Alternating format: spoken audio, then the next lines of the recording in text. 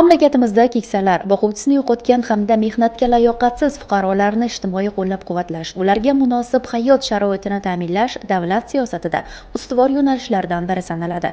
Shu maqsadda budjetdan tashqari pensiya jamg'armasi tizimida keng ko'lamli islohotlar amalga oshirilib, aholiga davlat xizmatlarini ko'rsatish sifati, shaffoflik va qulaylikni ta'minlashga qaratilgan chora-tadbirlar tizimli ravishda joriy etilmoqda. Zamonaviy axborot-kommunikatsiya texnologiyalari orqali pensiya tayinlash va to'lovlar jarayonidagi ortiqcha qog'ozbozliklar barham topdi. Bu faqat xizmat ko'rsatish samaradorligini oshirish bilan cheklanmaydi, balki aholi bilan doimiy, ochiq va samarali muloqotni ta'minlaydi. Shu tarzda pensiya va nafaqa ta'minotida adolat va shaffoflik prinsiplari ustuvor ahamiyatga ega bo'lib, bu sohada tizimli va maqsadli islohotlar amalga oshirilmoqda. Bugungi kunda jamiyatimizda raqamlashtirish jadal sur'atlardan davom etayotgan bir mahal, albatta pensiya jamg'armasida ham ushbu amaliyot davom etmoqda. Jumladan O'zbekiston Respublikasi Prezidentining 2025-yil 27-maydagi nogironlik pensiyalari va kompensatsiyalarini tayinlashda proaktiv xizmatlarni joriy etish to'g'risidagi qarori ijrosi yuzasidan 2025-yil 1-iyuldan boshlab fuqarolarga davlat pensiyalari va kompensatsiyalarini tayinlashning soddalashtirilgan tartibi joriy etildi.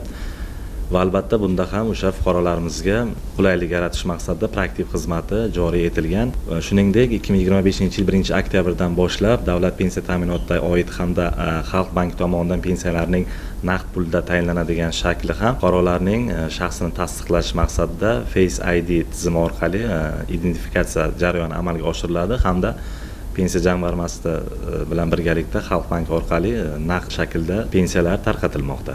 Shuningdek, fuqarolarga birinchi yoki ikkinchi guruh nogironligi belgilanishi munosabati bilan pensiyalarni alohida murojaat talab etmagan holda proaktiv shaklda tayinlanish, bunda fuqaroga proaktiv shaklda tayinlangan pensiyalarni rad qilish huquqi ham albatta berilmoqda. Va albatta shu o'rinda hurmatli fuqarolarimizga ayni raqamlashtirish bilan bog'liq bo'lgan amaliyot to'g'risida aytib o'tishimiz lozim.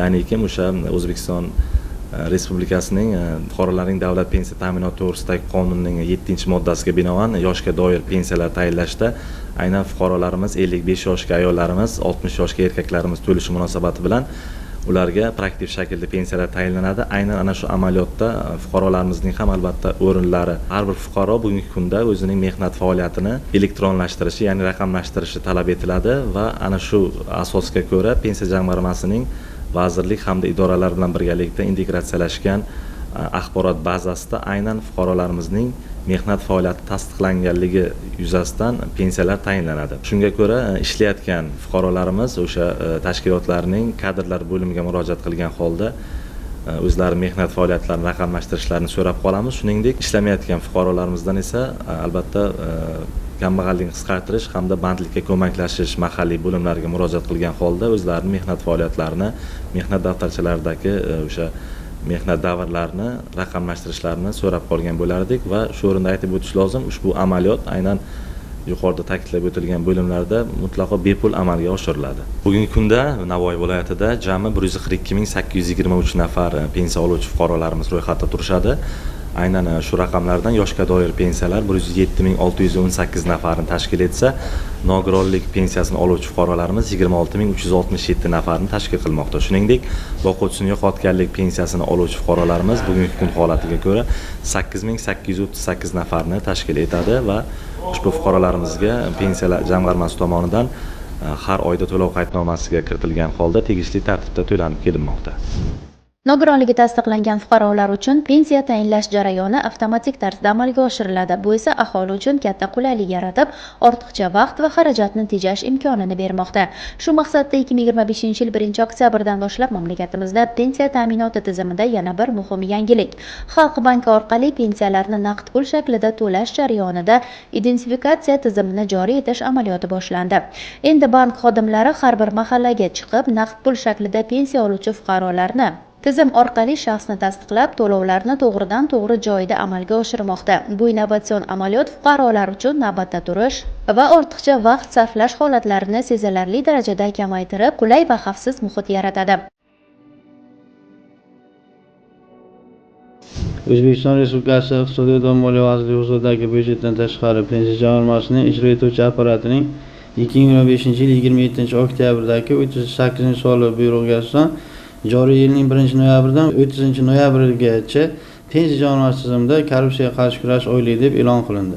Shu munosabat bilan pensiya jamg'armasi tizimida korrupsiyaga qarshi kurash oyligini yuqori darajada o'tkazish hamda korrupsiyaga qarshi kurash ishlarini samarali olib borish maqsadida pensiya jamg'armasining boshqarmasi tomonidan korrupsiyaga qarshi kurash oyligi yuzasidan har bir bo'limda sirli murojaat tadbirlarini o'tkazish yuzasidan buyruqlar ishlab chiqiladi. Bu buyruqlarga asosan boshqarma, tuman shahar bo'limlari xodimlarining korrupsiya holatlariga yo'l qo'ymaslik va odob axloq qoidalariga rioya etish yuzasidan kafolat xatlari to'liq olindi. Bo'lim mutaxassislari, bo'lim boshliqlari tomonidan. Korrupsiyaga qarshi kurash bo'yicha 21 ta me'yoriy huquqiy hujjatlarimiz bo'lib, buni ichki idoraviy hujjatlar bilan imzo qo'ygan holda barcha bo'lim mutaxassislari, rahbarlarini tanishtirgan holda reyestrlar qabul qilib olindi.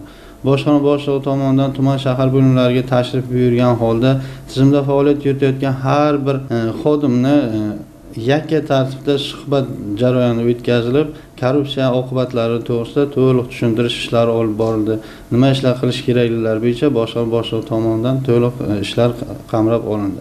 Korrupsiyaga qarshi kurash oyligi bo'yicha amalga oshirilayotgan ishlar yuzasidan pensiya jamg'armasining rasmiy veb-saytlariga hamda huquqiy boshqarmaning ijtimoiy tarmoqlariga maqolalar, flyerlar tarqatildi.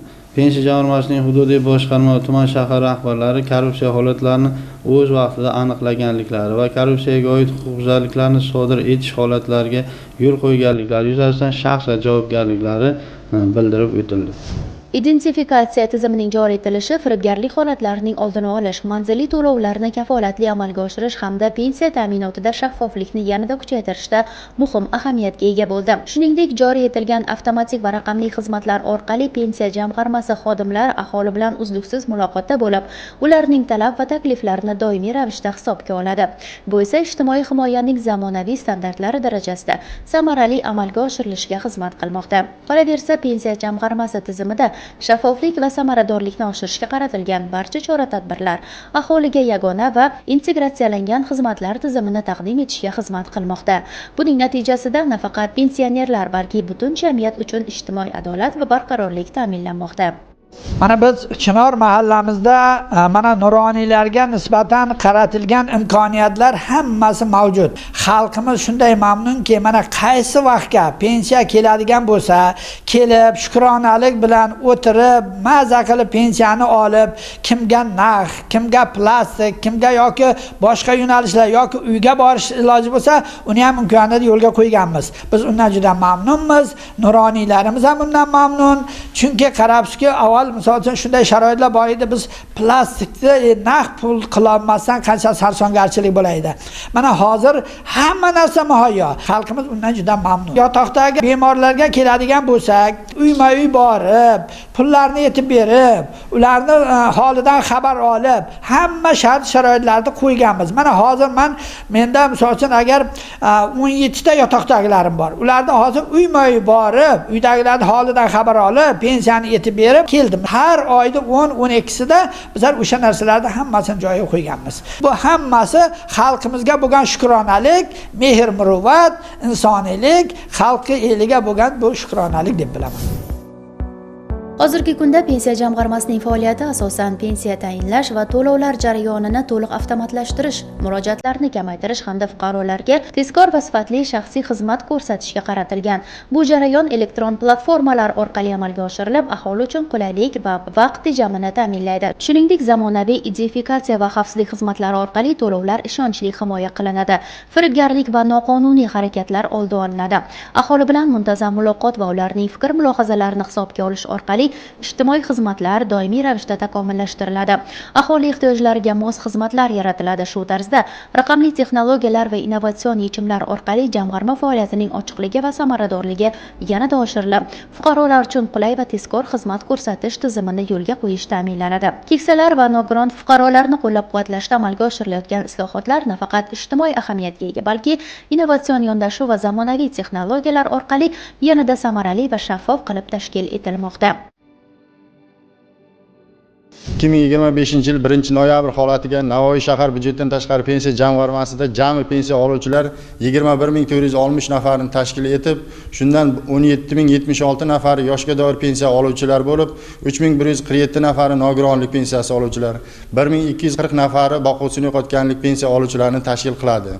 Navoiy shahar bo'limida 2025-yil har oy davomida jami pensiya va boshqa to'lovlar uchun 58,6 milliard so'm mablag' yetkazib beruvchi tashkilotlarga moliyalashtirilib, shundan 2417 nafar fuqarolarga 608 milliard so'm Xalq banki tomonidan naqd shaklda va 19046 nafar fuqarolarga 51,8 milliard so'm plastik kartochkalar orqali to'lanib kelinmoqda. Mamlakatimizda keksalar, boquvchisini yo'qotganlik va mehnatga layoqatsizlik aholiga davlat xizmatlarini ko'rsatish tizimini bosqichma-bosqich isloh qilish, fuqarolarning pensiyalarini tayinlash yuzasidan ko'rsatilayotgan davlat xizmatlari sifatini yanada yaxshilash hamda ortiqcha byurokratik to'siqlarni bartaraf etish borasida izchil islohotlar amalga oshirilmoqda. Xususan, fuqarolarga to'lanayotgan 4 turdagi ijtimoiy to'lovlar, ularning murojaatsiz praktik shaklda, 2 turdagi ijtimoiy to'lovlar kompozit shaklda hamda yana 4 turdagi ijtimoiy to'lovlar qo'shimcha hujjat talab etmagan holda birgina pasport asosida tayinlanish amaliyoti joriy etildi. Aholiga pensiya tayinlash tizimida zamonaviy axborot texnologiyalarini faol tatbiq etish hamda davlat tomonidan ko'rsatilayotgan xizmatlar sifatini yanada oshirish maqsadida 2025-yil 1-martdan boshlab fuqarolarga yoshga doir pensiyalarni yoshga to'lishi munosabati bilan ularning alohida murojaat talab etmagan holda praktik shaklda tayinlanish tartibi joriy etildi. Navoiy shahar bo'limida o'tgan davr mobaynida 158 nafar fuqarolardan nogironlik pensiyasi tayinlanish uchun murojaatlar kelib tushgan bo'lib, praktik shaklda arizalar kelib tushgan bo'lsa, 115 nafar fuqarolarga, ya'ni 79% ariza tushgan kunning o'zida pensiya tayinlanib berilishi yo'lga qo'yildi.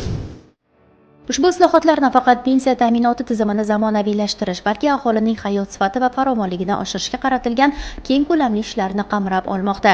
Inson manfaatiga xizmat qiladigan har bir yangilik fuqarolarning ishonchini mustahkamlab, adolatlilikni amalda namoyon etmoqda. Raqamli yechimlar va innovatsion yondashuvlar asosida amalga oshirilayotgan ishlar natijasida murojaatlar soni keskin kamayib, aholi uchun qulay tizim shakllanmoqda.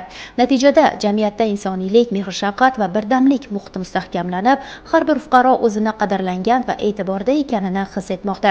Shu tariqa byudjetdan tashqari pensiya jamg'armasining Navoiy viloyat boshqarmasi ijtimoiy adolat va inson qadrini ulug'lash yo'lidagi islohotlarning amaliy ifodasiga aylanmoqda.